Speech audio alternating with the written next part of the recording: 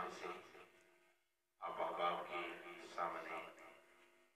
فرمانے رسول صلی اللہ تعالی علیہ وسلم عرض کرنے کی سعی کر رہا ہوں۔ اللہ تعالیٰ کہنے کے بعد ہم سب کو عمل کی توفیق عطا فرمائے۔ آمین۔ میرے محبوب کے غلاموں، آج اس عنوان کا انتخاب کیا گیا ہے۔ آج کی اس ماہ سیام کے 26ویں درس میں کہ بندوں پر دو طرح کے حقوق ہیں، ایک اللہ کے حقوق جنہیں حقوق اللہ کہا جاتا ہے، اور دوسرے اللہ کے بندوں کے حقوق جنہیں حقوق العباد کہا جاتا ہے۔ میرے محبوب کے غلاموں، سیدنا حضرت ابن عمر رضی اللہ تعالی عنہ آپ سے روایت ہے کہ نبی کریم صلی اللہ تعالی علیہ وسلم کو فرماتے ہوئے سنا کہ ظلم قیامت کے دن تاریکیوں کا سبب ہوگا، ظلم تاریکیوں کا سبب ہوگا۔ حضرت اوس بن ربیع سے روایت ہے کہ انہوں نے حضور علیہ السلام کو یہ فرماتے ہوئے سنا کہ جو شخص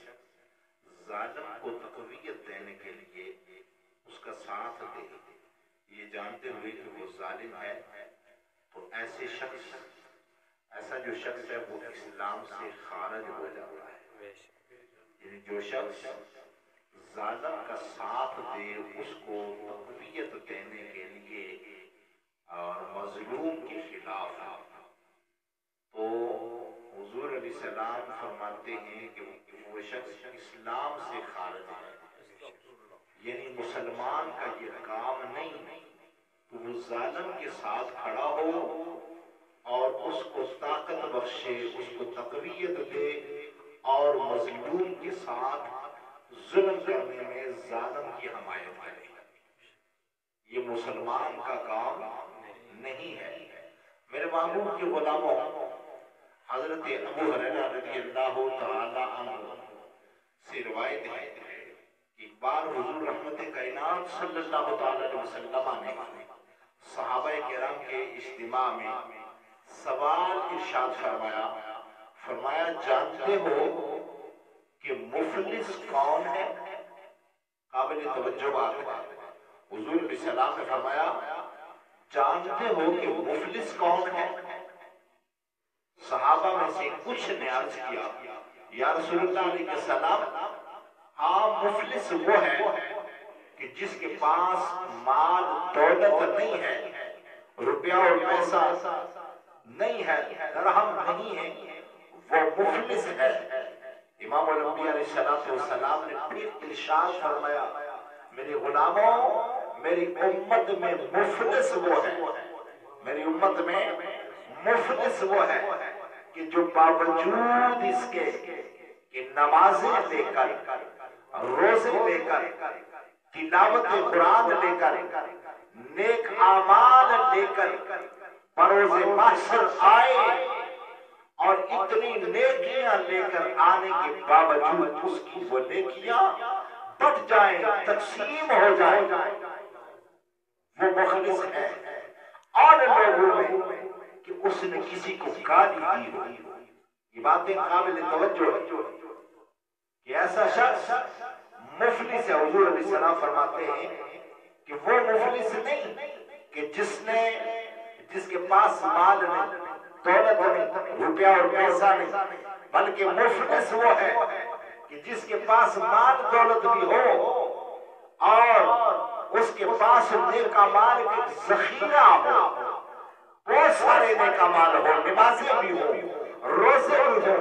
اور نیکیاں بھی ہوں، اور وہ ساری نیکیاں لے کر قیامت کے دن آئے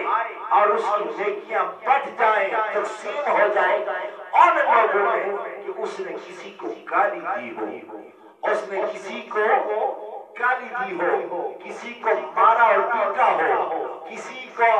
حق غصب کیا ہو، کسی کو قتل کیا ہو، کسی کے ساتھ ظلم اور زیادتی کی ہو، اور لوگوں میں اس کی نیکیاں بن جائیں، تقسیم ہو جائیں۔ اور پھر یہی بات کو ختم نہ فرمایا، بلکہ فرمایا کہ مفلس ہے وہ کہ اس کی نیکیاں تقسیم ہو جائیں، پھر اس کے پلے کچھ بھی نہ بچے، ساری نیکیاں ختم ہو جائیں اور لوگوں کو دے دی جائیں، پھر بھی اس کے ذمہ کچھ حقوق باقی ہوں، تو پھر کون لوگوں کی جو برائیاں ہیں، جو گناہ ہیں، وہ بعد کے اس کے پلے ڈال دی جائیں، وہ سارے ان کے گناہ اس بندے کے سر پہ بوجھ ڈال دیا جائے۔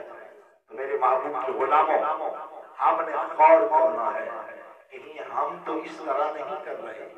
کہیں ایسا نہ ہو کہ ہماری نمازیں، ہمارے روزے، ہمارے سارے نیک اعمال ہم لے کر تو محشر میں پہنچے، لیکن وہاں کچھ ایسے حقدار کھڑے ہوئے کہ جن کو ہماری طرف سے کچھ رد پہنچا ہو، تکلیف پہنچی ہو، ایذا پہنچی ہو، اور وہ منتظر ہو اور ہماری نیکیاں ان میں تقسیم کر دی جائے، اور پھر بھی وہ نہ ختم ہو، پھر بھی ان کے حقوق پورے نہ ہو، تو ان کی گناہ ہمارے پلے کے میں ڈال دیے جائیں۔ میرے محبوب کے غلاموں، گفتگو کو سمیٹتے ہوئے، ختم کرتے ہوئے آخری یہ پیغام دینا چاہوں گا کہ میرے محبوب کے غلاموں، حقوق اللہ اور حقوق العباد دو طرح کے بندوں کے ذمہ حقوق ہیں۔ حقوق اللہ میرا رب چاہے تو اپنے فضل و کرم سے معاف فرما دے، لیکن حقوق العباد جو بندوں کے حقوق ہیں، یہ اللہ بھی اس وقت تک نہیں معاف کرتا کہ جب تک اس کے بندے نہ معاف کریں۔